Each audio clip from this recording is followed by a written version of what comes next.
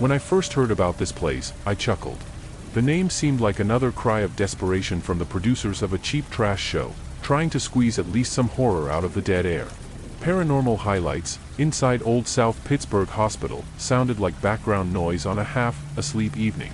I've never taken mysticism seriously, but money is. The money was real. I worked as a cameraman for a small film crew that traveled through old buildings, abandoned buildings, unfinished facilities, and prominent locations for so-called paranormal investigations. We were hired by local channels, sometimes YouTube shows, sometimes just private companies who had too much free time and even more ambitions. And we gave them what they wanted: dust, creaks, slow-motion footage, and a little fright on the presenter's face. The rest is a matter of editing and sounds. But this project was different. Firstly, we were offered a fee 3 times higher than usual.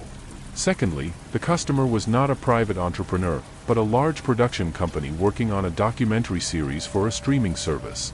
And, thirdly, the location was not chosen by chance. According to locals, people often disappeared there. But the police reports did not mention this, either openly or between the lines. Officially, the building had been abandoned for a long time. An old brick building with a faded South Pittsburg Hospital sign at the entrance.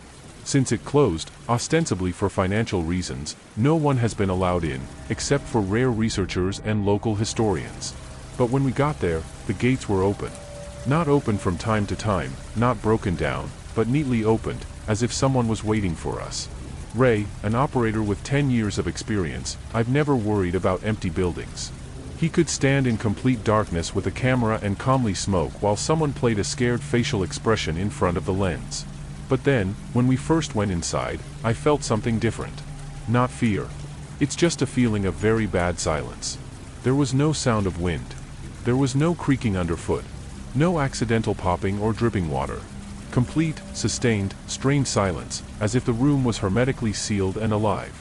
There were 4 of us: me, Tom, the presenter, Laura, the sound assistant, and the location manager, some new guy, Jay, with a trendy beard and a tattoo on his neck. He was responsible for the paperwork, permits, insurance, schedules, and what we call everything to keep us from getting arrested. Tom was delighted. He liked to build a mystical show out of each location. Even when we were filming an old grain elevator in Arizona, he found something to whisper to the camera: "Someone may have died here, the spirit is felt, the place remembers." Everything was for the frame. I turned left, passing by the remains of a broken hospital bed that stood against the wall as if someone had just gotten out of it. The floor creaked under my feet, as if the building itself was trying to tell me something, but I didn't pay attention to it. I had my own reasons for being here. I didn't believe in ghosts. Everything I had heard about the Old South Pittsburg Hospital, I considered to be stories told by tired nurses or teenagers who sneaked in here at night. But even rationality has its limits. When I started recording a podcast about forgotten places, I wanted real stories. Criminal, ugly, heavy. I wasn't looking for ghosts, I was looking for the truth. The old hospital was perfect. I found a few people who worked here in recent years before the closure. One of them, an elderly man with hands covered with old burns, told me without looking into my eyes, "If you come in, don't look back. Whatever's left inside is none of your business anymore." Then I laughed. Now, I remembered those words all too clearly. My equipment, microphone, voice recorder, camera, recorded my every move. I wasn't alone. Joe was with me, my friend and cameraman, with whom we did all the outings. Only he lingered outside, fiddled with the wiring, and didn't manage to get in right away. I went ahead to start shooting earlier. It was a mistake. I came across a staircase down, a technical underground room. The metal railing was sticky with rust and something else that I didn't want to touch. There was no light below the building. Only my headlamp, narrow as a needle, cut through the darkness. The camera on his shoulder was recording everything. It smelled of mold and something else. I can't describe it. It's like someone poured a bucket of blood on the floor and left it for several years. I could hear drops falling somewhere deep in the corridor, and dull clicks, as if glass was being dropped on tiles. I moved on. There were strange footprints on the wall. Not inscriptions, not drawings, but scratches. Not chaotic, but smooth, running along the wall, as if someone had run a sharp metal object along it, walking very slowly and without taking their hands off. Some of the scratches were covered with dried mud, but one, closer to the floor, looked fresh. I crouched down to examine it, and noticed that underneath it was a tuft of human hair stuck to the gap between the tiles. I stood up and exhaled slowly. Rationality was cracking. It could be anything: homeless people, teenagers, someone joking. I walked on, but the cold was already beginning to unfold inside. An open door on the left led to the former morgue. The gurneys were in place. Several drawers, sliding body cameras, remained half open. I noticed one that was fully extended, and it had a dent in it. It was as if someone was kicking from the inside, trying to get out. I came closer. He recorded a comment on a dictaphone, most likely damage from displacement, but it looks creepy. And then the light flickered. Just for a split second. Then it turned on again. I stood there, not moving, and realized that I could hear breathing. Deep, frequent, somewhere on the right. But when I turned around abruptly, there was no one there. Just the old hospital door, ajar. It was damp. I took a few steps back. My breathing quickened. Rationality was dying slowly. There was a creak behind me. Joe finally went inside. I turned around, but all I saw was an empty hallway. More footsteps, now behind me. I turn around, no one. The basement seemed to mock me. Turning off the camera, I took out my phone. No signal, no internet connection. I knew that concrete could jam the signal, especially in basements, but I didn't like this coincidence. I called Joe again. Loudly. No sound in response. I got out of the basement, went up the stairs and found myself in the hallway. I knew that if I didn't find Joe now, I'd have to call for help. But here's the strange thing: his flashlight was lying on the floor, right in the middle of the corridor. Enabled. He just lay there. I got closer and noticed that there was a card next to it. A pass. An old, battered badge. There's a name on it that wasn't on the staff lists I studied. Someone else's name. And the date. But not the date when the hospital was open, but yesterday. Someone came in here yesterday. Or, I felt something cold envelop me, but not from the outside, but from the inside. Not fear. Helplessness. Everything that I had planned has collapsed. I didn't know what to do. Raise the lantern? Search further? Leave? But Joe. I turned to go back, and I heard a voice. Very clearly. He said my name. I froze. The voice sounded like it was standing just a few meters away. I slowly looked around, but the hallway was empty. Not darkness, not some strange silhouettes, just emptiness, bathed in the cold light of my flashlight. I started walking, not knowing why or where to go. I was just walking. I crossed another flight of stairs and found myself in the surgical ward. The doors to the operating rooms were ajar. There is dried sticky dirt on the floor, stains left, probably from a long-standing pipe break or bay. I tried not to look down. Every step echoed in the empty rooms, where once, perhaps, people died not from diseases, but from negligence, mistakes, and neglect. I was beginning to realize that everything that had happened here wasn't supernatural. It was mundane and scary in a human way. I pushed open the door to one of the operating rooms and turned on the camera. The lighting was dim, but enough to see the table, still fixed in the middle of the room. Metal, covered with rust and a touch of time. There was a broken lamp on the wall, and a piece of tile had been knocked out above it. I imagined how someone was hysterically struggling, kicking the walls, hitting the lamp. Slowly, everything that was happening was filled with sensation, too much real fear. Not imposed, not invented. It was like déjà vu from someone else's pain. I saw another object on the floor, a cassette recorder. An old, battered one lay at the foot of the table. I picked it up. There was a cassette inside. I clicked on play. First, the noise. Then, a voice. Female. Tired. Quiet, with pauses between words, as if she finds it difficult to speak. My name is Dr. Allison Bird. Today, I'm alone again. Patient 03-07. Lost consciousness. The injection was incorrect. I asked you not to touch her, but no one listened. I need to get out of here. Today. The recording stopped. Not because the tape ran out, but because someone pressed stop. I stood in silence. He was breathing heavily. It wasn't a game. Some of the staff stayed here after closing. Or he came here to, hell knows what. But one thing is clear, there were real people here who had real tragedies. And for some reason, all this was hushed up. They didn't put it in the reports, they didn't tell the press. Someone covered everything up. I went further into the department, into what used to be called post-treatment. According to legend, patients who could not pay for treatment were kept there. They could just be left behind. No care, no medicine. I didn't know how true that was, but the atmosphere in that wing was different. The air was heavier, the ceiling was lower, the windows were boarded up from the inside.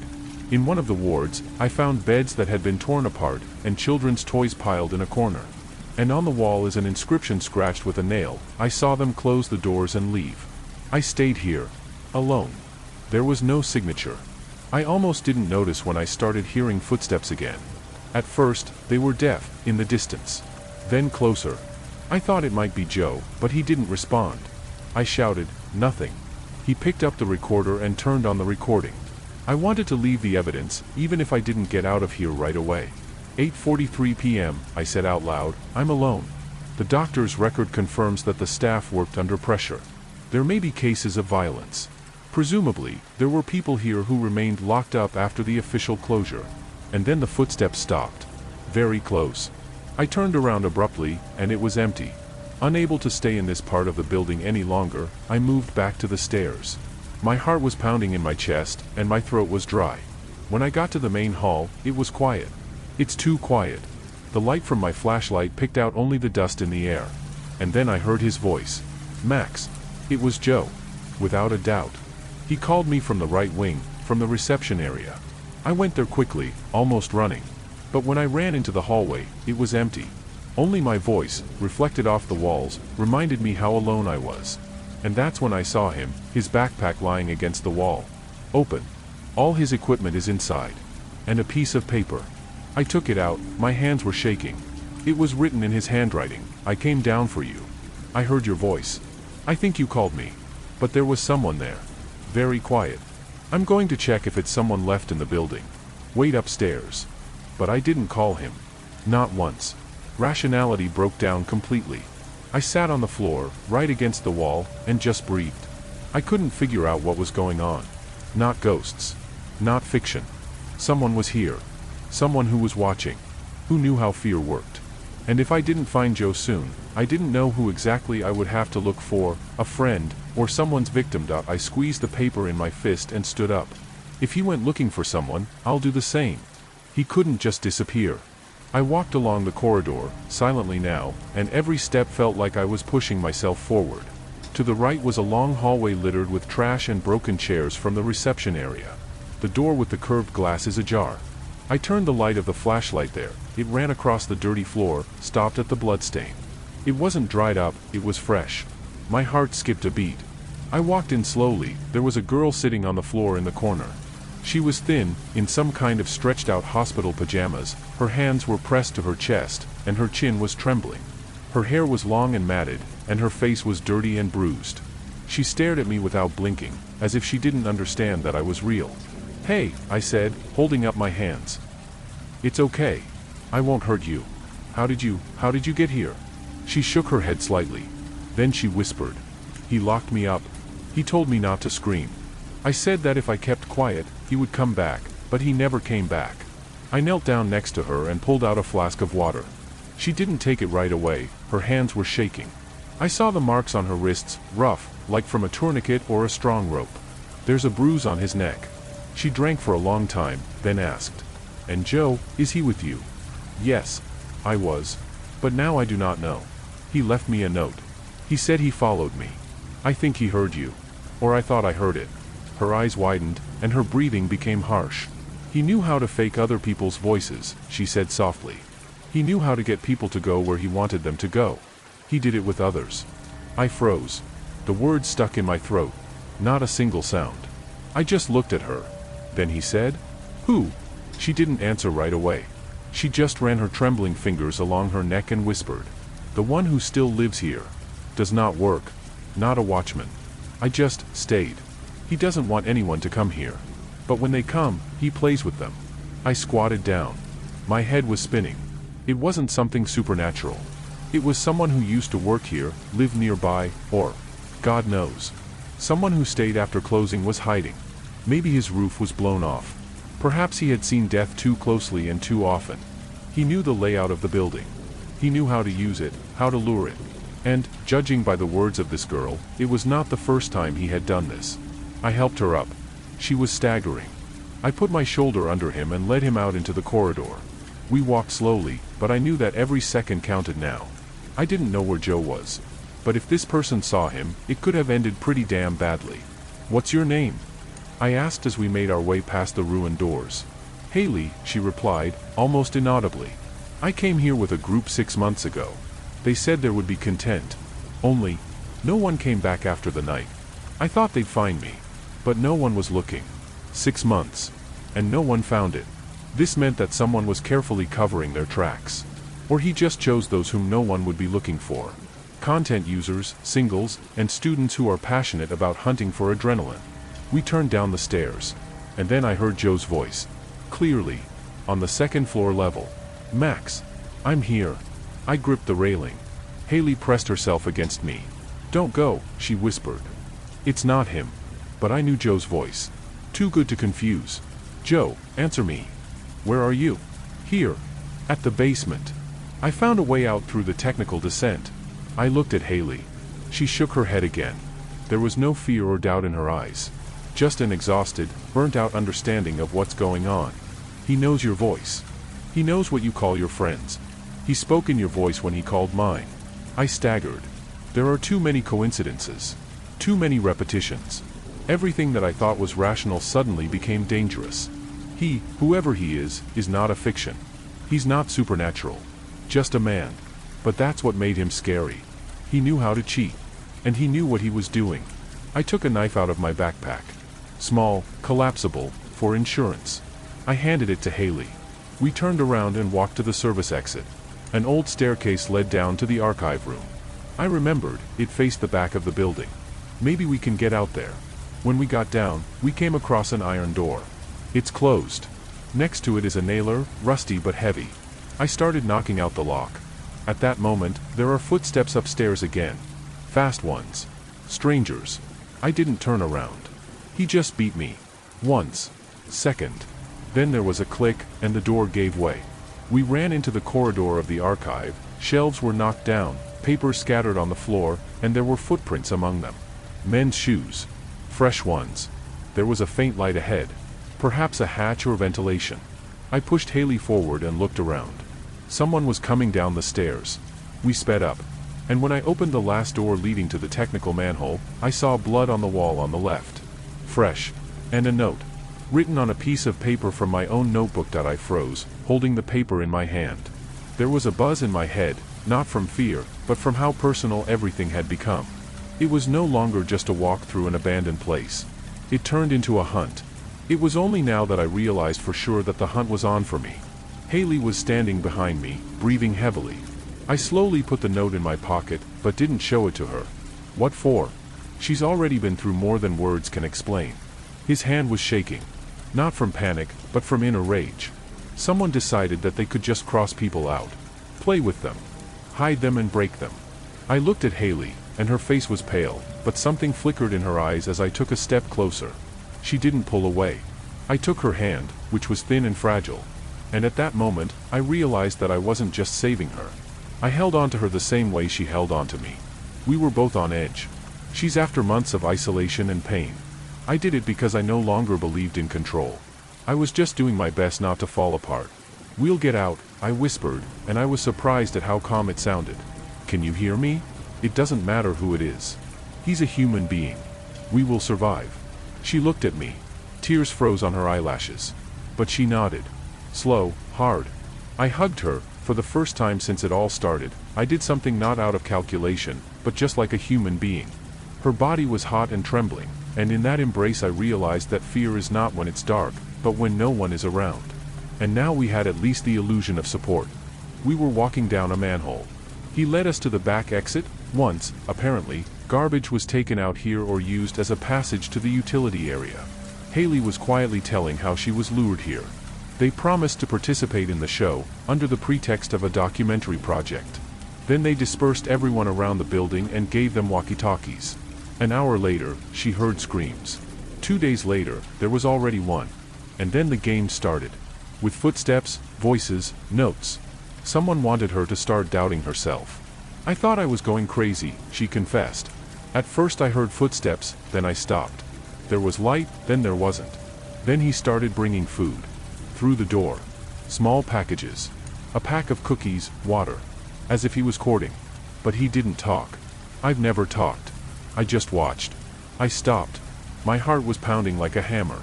I realized that she wasn't just a survivor. She was a victim, yes.